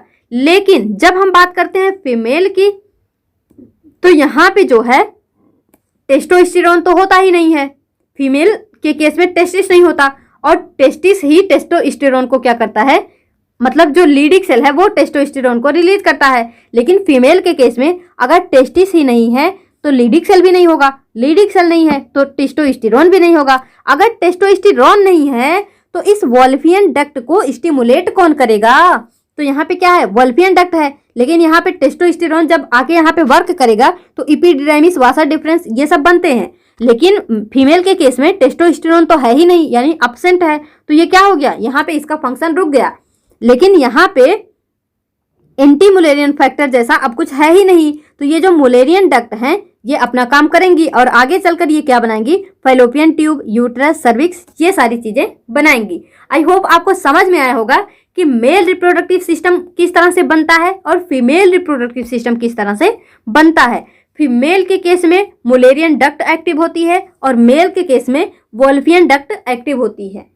तो इसको भी आप याद रख लेना। और ये हम कब की बात किए हैं, ये हम बात किए हैं ड्यूरिंग एम्ब्रियोनिक स्टेज, यानी जब एम्ब्रियो होता है उसी टाइम की बात है ये।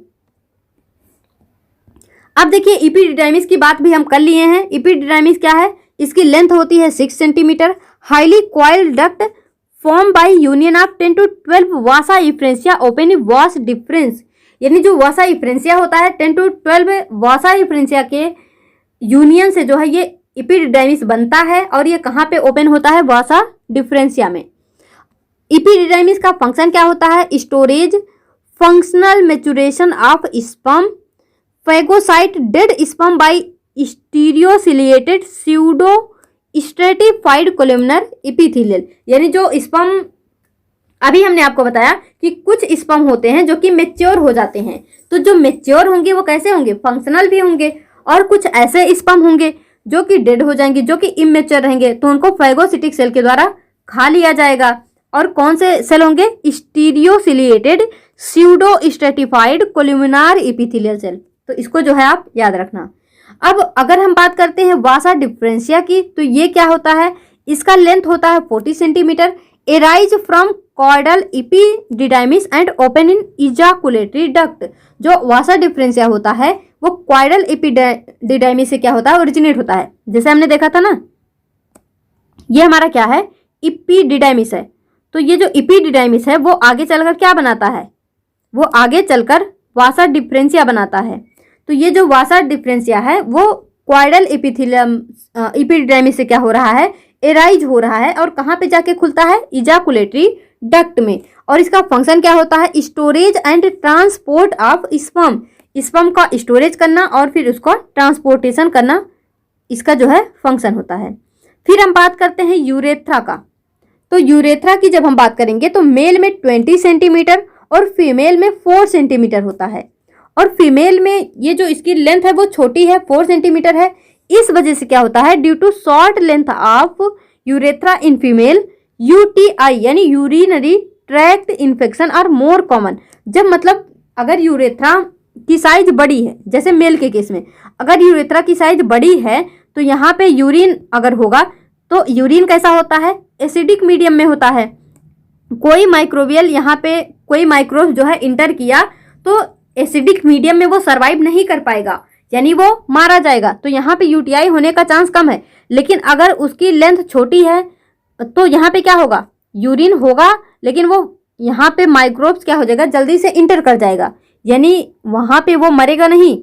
तो क्या हुआ, तो due to short length of urethra in female, UTI यानी urinary tract infection are more common. In male it is common passage for urine and semen, so it's called urinogenital duct. ये हम आपको स्टार्टिंग में ही बता चुके हैं कि urethra जो यूरेथ्रा होता है वो मेल के केस में कॉमन पैसेज होता है यूरिन और सीमेन, यानी यूरिन और स्पर्म दोनों ही उससे होकर जाते हैं। इस वजह से उसको हम नाम दे देते हैं यूरिनोजेनाइटल डक्ट, यूरिनोजेनाइटल डक्ट।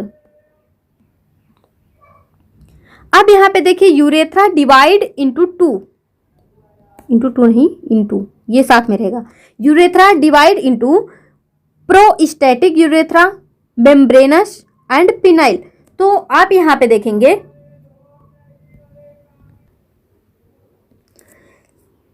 इस तरह से, मान लीजिए ये क्या है हमारा,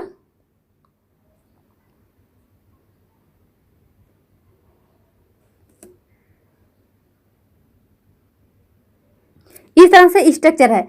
तो यहाँ पे क्या हुआ, यूरेथ्रा जो है वो 3 पार्ट में डिवाइड है। एक है हमारा प्रोस्टैटिक यूरेथ्रा, तो यहाँ पे ये जो प्रोस्टेट ग्लैंड थी तो इसको हम क्या बोलते हैं, प्रोस्टैटिक यूरेथ्रा। और मेम्ब्रेनस क्या है, ये जो बीच का पार्ट है, ये जो बीच का पार्ट है ये, इसको हम क्या बोल रहे हैं, मेम्ब्रेनस।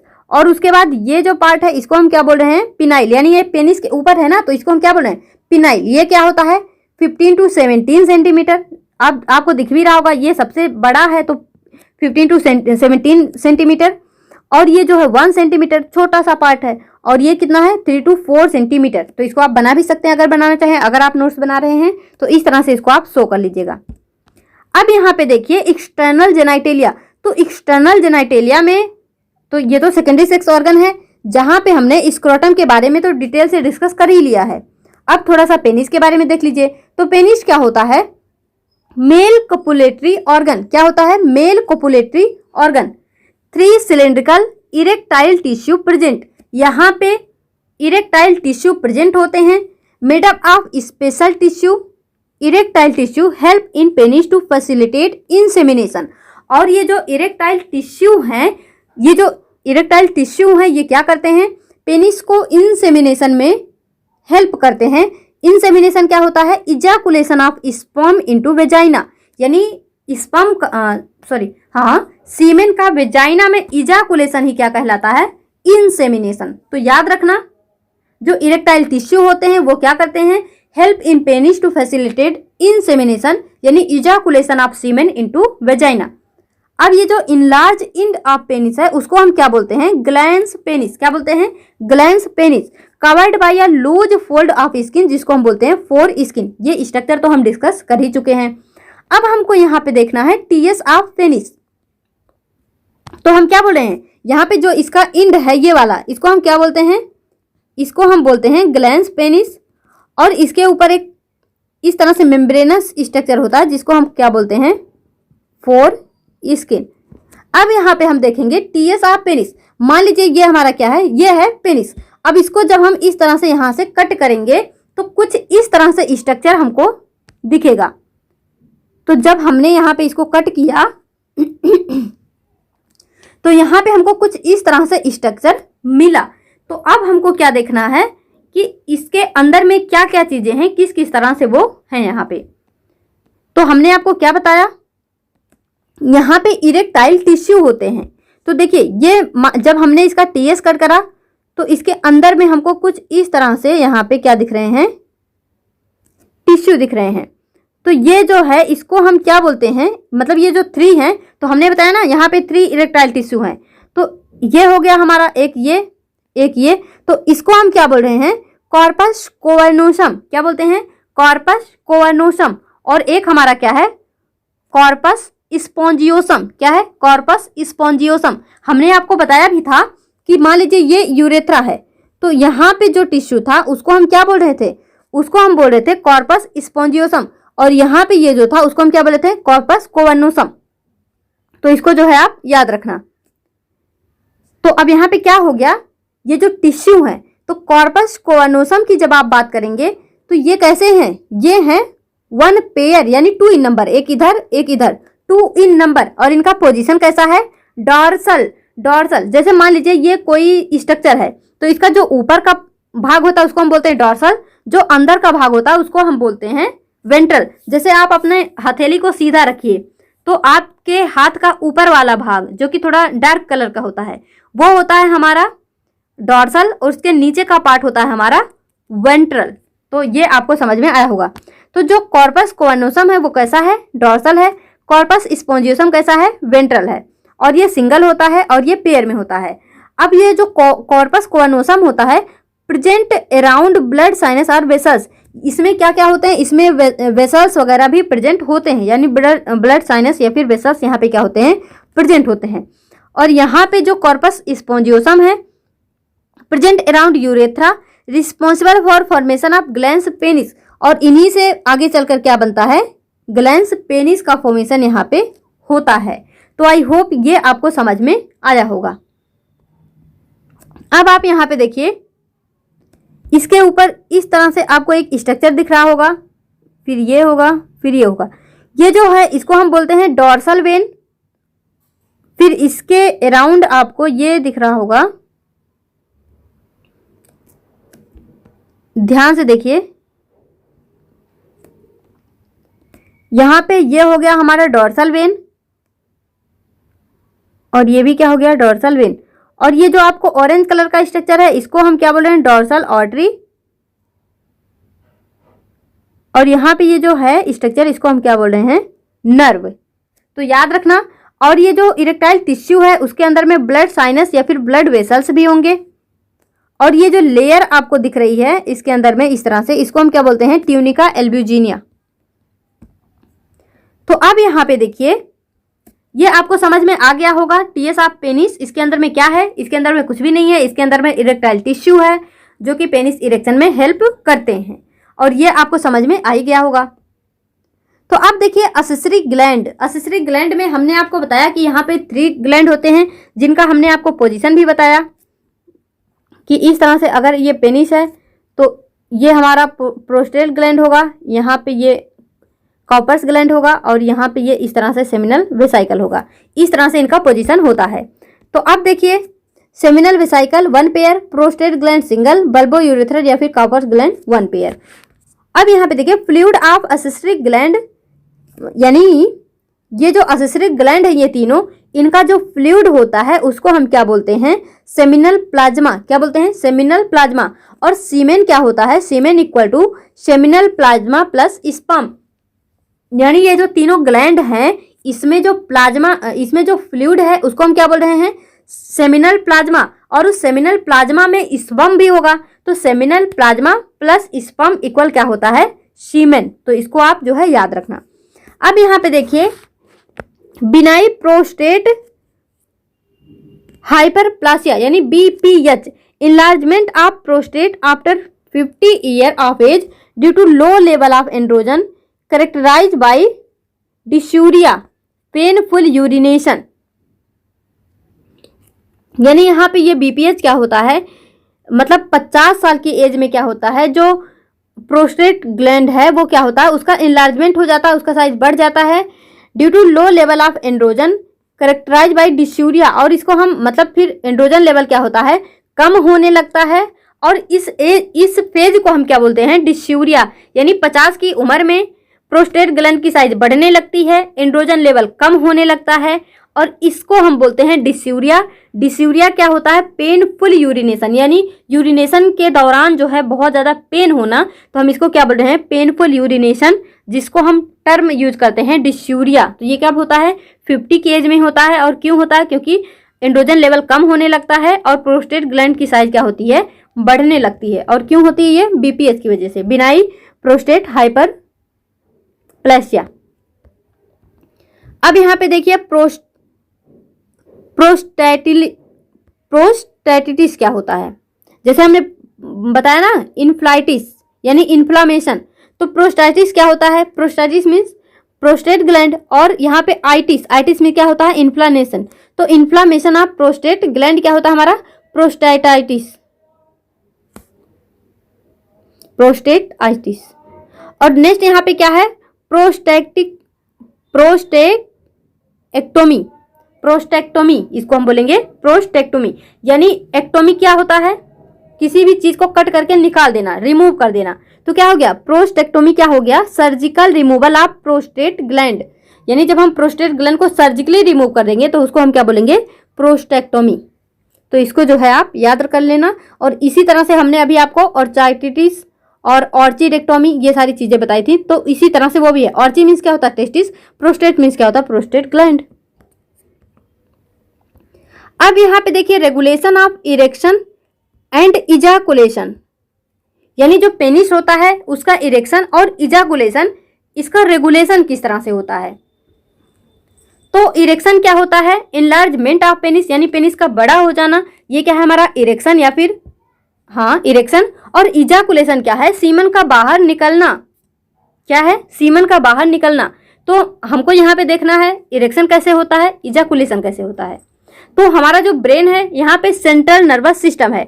सेंट्रल नर्वस सिस्टम में यहाँ पे क्या है हमारा ANS यानी ऑटोनोमस नर्वस सिस्टम है। जब इंसान रिलैक्स मोड में होगा, कैसा होगा, रिलैक्स मोड में होगा, तो यहाँ पे रिलैक्स कंडीशन में parasympathetic central nervous system active होता है। और जब कोई जो है यहाँ पे हम बोल सकते हैं कि इमरजेंसी कंडीशन हो, तो यहाँ पे सिंपैथेटिक नर्वस सिस्टम एक्टिव होता है। तो ये तो हम नर्वस सिस्टम में पढ़ेंगे ही, लेकिन अभी के लिए याद रखिए पैरासिम्पैथेटिक नर्वस सिस्टम कब एक्टिव होता है? जब हम रिलैक्स रहते हैं। और सिंपैथेटिक कब होता है? जब इमरजेंसी कंडीशन हो।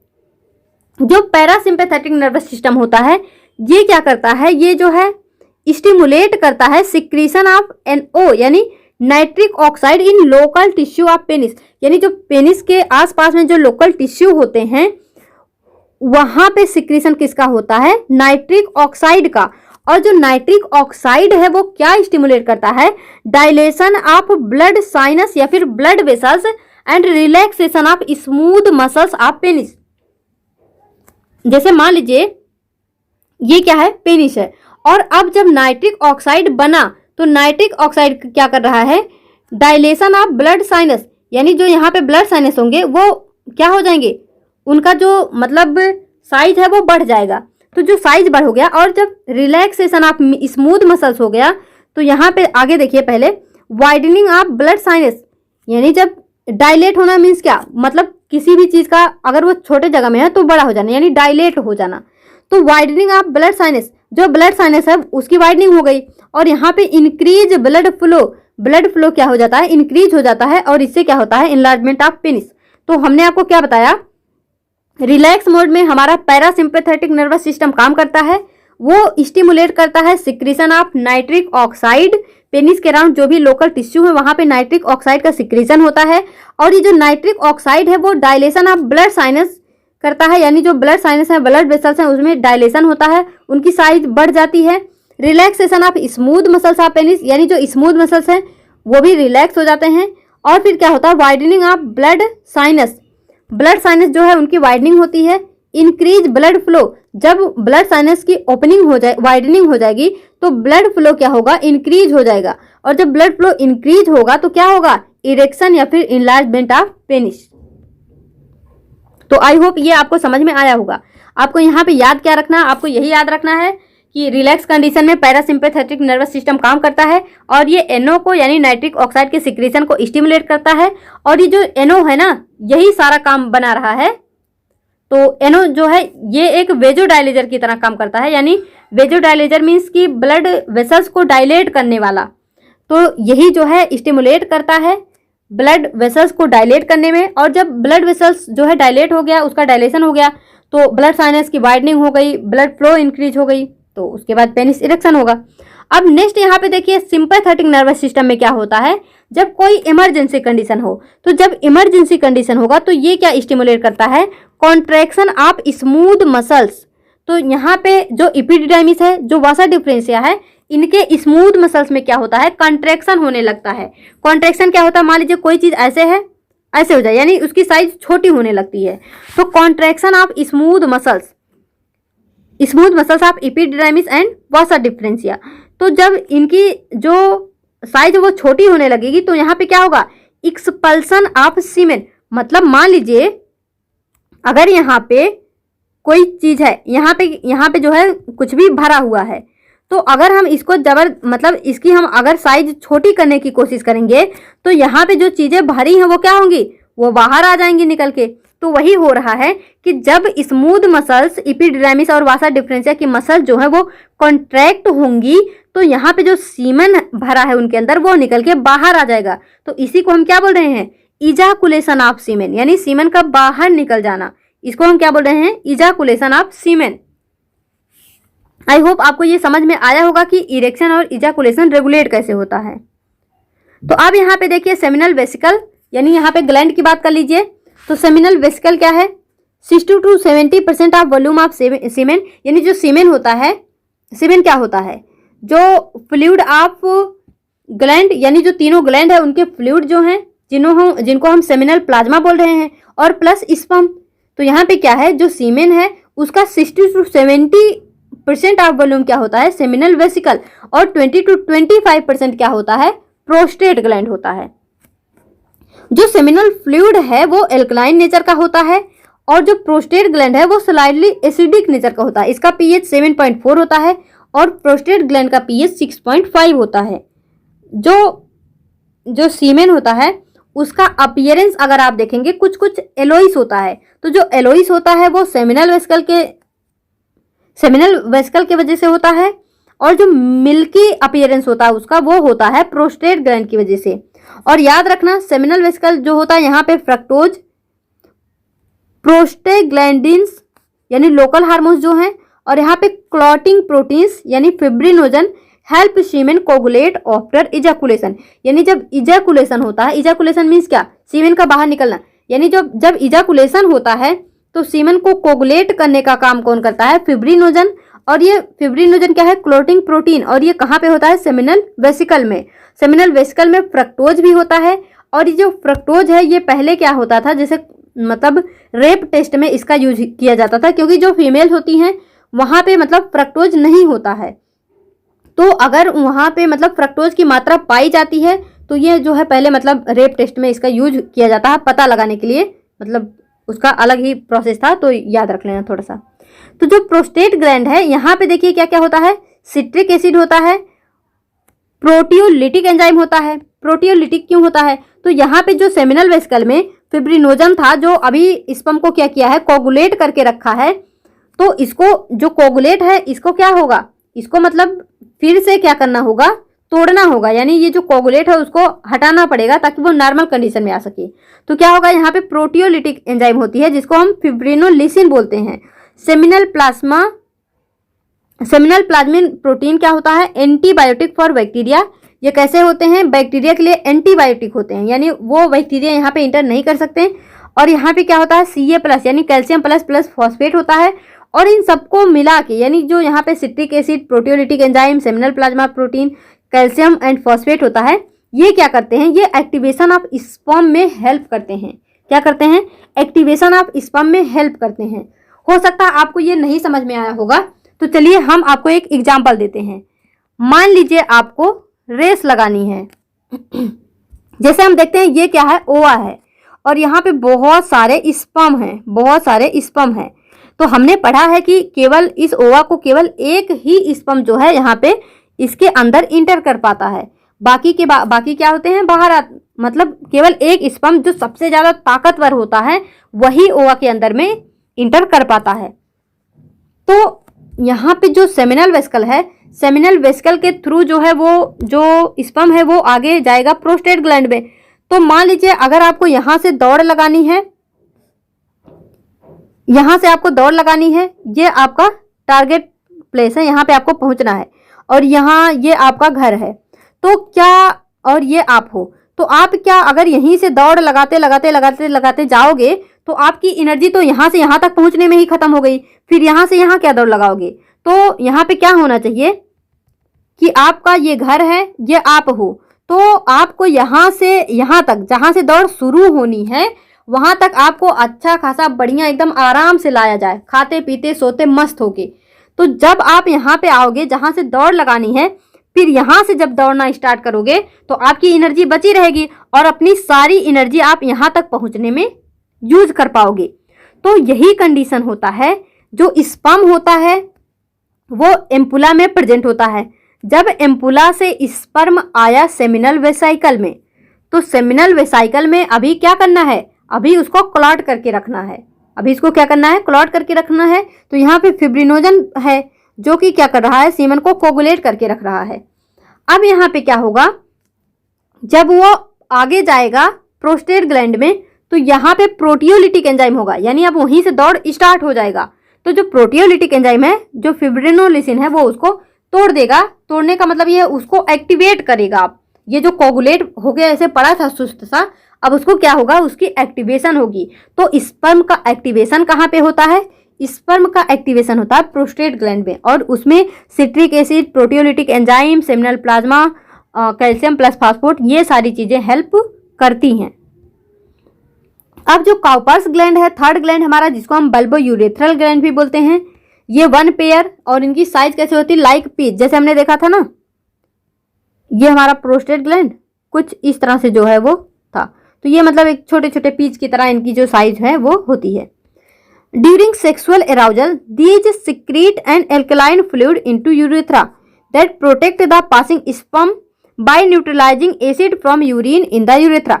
यानी जब स्पर्म जो है, जब यहाँ पे सेक्सुअल एराउजल होता है, तो जब स्पर्म जो है यूरेथ्रा में इंटर करता है तो वहाँ पे उसका मीडियम कैसा होता है, मीडियम जो है वो एसिडिक होता है। तो अगर एसिडिक मीडियम होगा तो स्पर्म तो ऐसे ही मारा जाएगा। तो वो यहाँ पे जो काउपस ग्लैंड है वो मीडियम को एल्कलाइन बना देते हैं, और जब मतलब एल्कलाइन फ्लूइड जब वो सिक्रीट करेंगे, जब एल्कलाइन फ्लूइड सिक्रीट करेंगे और यूरेथ्रा में ऑलरेडी क्या है, एसिड है, तो एसिड और एल्कली दोनों मिलकर क्या हो जाएंगे, एल्कली क्या होता है, बेस। तो जब दोनों मिलेंगे न्यूट्रलाइज हो जाएगा मीडियम, और जो हमारा स्पर्म है वो इजिली वहां से पास कर सकेगा, इजिली वहां से जा सकेगा। तो secrete mucus that lubricate the end of penis, और ये इनका मतलब एक फंक्शन तो हो गया, ये मीडियम को न्यूट्रलाइज करेंगे, और इनका सेकेंड फंक्शन क्या है कि ये मतलब पेनिस को लुब्रिकेंट्स जो है मतलब एक म्यूकस सिक्रीट करते हैं, जिससे जो है एंड ऑफ पेनिस कैसा होता है, लुब्रिकेट्स होता है। तो ये भी आप याद रख लेना, पेनिस लुब्रिकेशन में कौन हेल्प करता है, काउपर्स ग्लैंड या फिर बल्बो यूरेथ्रल ग्लैंड।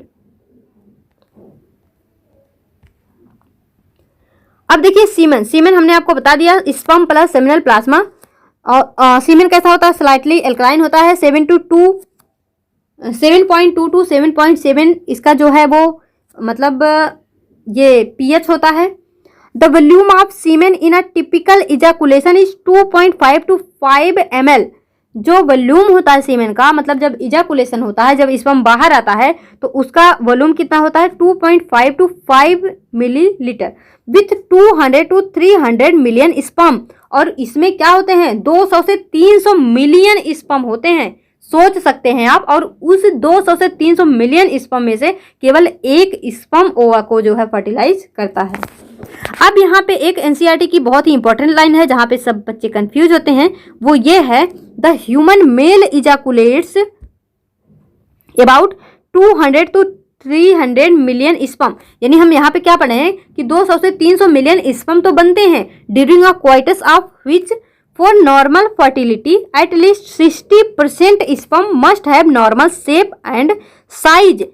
तो हम ये बता रहे हैं कि जब भी क्वाइटस हो रहा है, जब भी मेटिंग हो रही है, तो 200 से 300 यहाँ पे जो 200 से 300 मिलियन स्पर्म जो हैं, इसका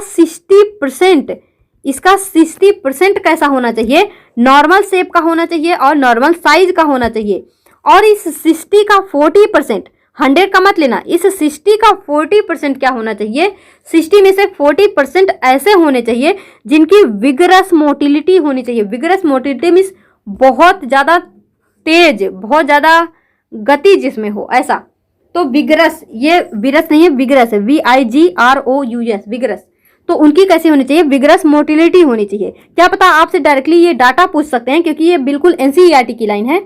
तो जो 200 से 300 मिलियन स्पर्म है, उसमें से 60% स्पर्म ऐसे होने चाहिए जिनकी नॉर्मल शेप और साइज होनी चाहिए, और उस 60 में से 40% ऐसे होने चाहिए जहां जिनकी विगरस मोटिलिटी होनी चाहिए। अगर यहाँ पे 60% से 50% ही नॉर्मल साइज शेप के होते हैं, तो समझ लीजिए वो इनफर्टिलिटी का केस आ जाएगा। यानी वहाँ पे जो है हम बोल सकते हैं कि प्रेगनेंसी नहीं होगी। मतलब इनफर्टिलिटी मीन्स क्या, यानी प्रेगनेंसी नहीं हो सकती है। तो एक यहाँ पे दो टर्म याद रखना, एक होता है इनफर्टिलिटी, एक होता है स्टेरिलिटी। तो जो इनफर्टिलिटी होती है इसको ठीक किया जा सकता है। यानी अगर आप अपना बोलते हैं ना, खान पान सब कुछ अच्छा रखेंगे या फिर डॉक्टर की हेल्प से अपनी ये चीज़ें आप जो है मेंटेन रख सकते हैं, इनफर्टिलिटी को ठीक कर सकते हैं। लेकिन अगर स्टेरिलिटी की केस आ गई तो इसमें क्या होता है, इसको आप ठीक नहीं कर सकते हैं। यानी हमेशा के लिए ये जो है मतलब कभी भी इससे जो है प्रेगनेंसी नहीं हो सकती है। स्टेरिलिटी ऐसा केस है जिसको हम बोलते हैं कि यहाँ पे नो चांस। तो इनफर्टिलिटी को ठीक किया जा सकता है लेकिन स्टेरिलिटी को ठीक नहीं किया जा सकता। और ये था पूरा हमारा क्या स्ट्रक्चर।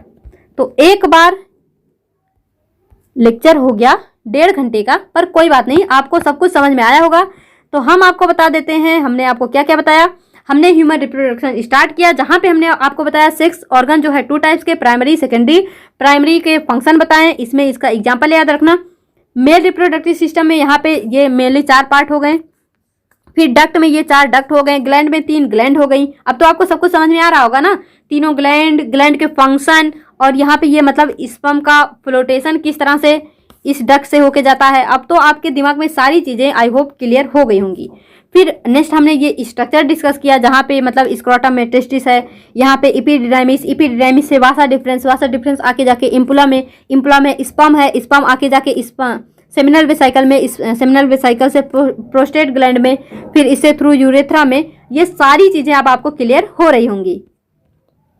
फिर टेस्टिस के बारे में हमने सब कुछ पढ़ा। उसके बाद ये तीनों टर्म हमने पढ़े। फिर हमने टेस्टिस को जो है उसका मतलब उसको इस तरह से काट के पढ़ा। फिर हमको सुकून नहीं मिला इतना पढ़ के, फिर हम इसके भी अंदर घुस गए। फिर इसके अंदर घुस के हमको पता चला कि किस तरह से स्पर्मेटोजेनेसिस होती है। यहाँ तो भैया nurse cell, Sertoli cell, spermatogonia, ये सारी चीज़ें प्रेजेंट है। फिर इसके बाद हमने क्या देखा कि किस तरह से स्पर्मेटोजेनेसिस अगर हम चाहें तो कर सकते हैं, अगर चाहें तो नहीं कर सकते हैं, और करने के लिए ना करने के लिए कौन हेल्पफुल होता है, ये भी हमने देख लिया। फिर हमने यहाँ पे देखा सर्टोली सेल का फंक्शन, फिर मेल फीमेल रिप्रोडक्टिव जो सिस्टम है वो कैसे डिफरेंट होते हैं, और उसके बाद ये जो सारे पार्ट हैं उसको हमने देखा। असेसरी ग्लैंड के बारे में पढ़ा, regulation of erection and ejaculation पढ़ा, उसके बाद सीमेन के बारे में पढ़ा। और नेक्स्ट लेक्चर हमारा होने वाला है फीमेल रिप्रोडक्टिव ऑर्गन, और उसको भी हम एक लेक्चर में पूरी तरह से खत्म करेंगे। उसके बाद जो है स्पर्मेटोजेनेसिस, oogenesis, इस तरह से करते हुए हम अपने चैप्टर को कंप्लीट करेंगे पूरे कंसेप्चुअल क्लैरिटी के साथ। आई होप आपको ये लेक्चर पसंद आया होगा। प्लीज़ अपना फीडबैक देना मत भूलना, चाहे आप हार्ट दे दीजिए या फिर आप थम्स अप दे दीजिए, आपकी जो मर्जी वो दे दीजिए, लेकिन बिना कुछ दिए मत जाइए। तो फ्रेंड्स, इस वीडियो में ही तक, मिलेंगे अपने नेक्स्ट वीडियो में। तब तक के लिए all the best, be happy, be positive.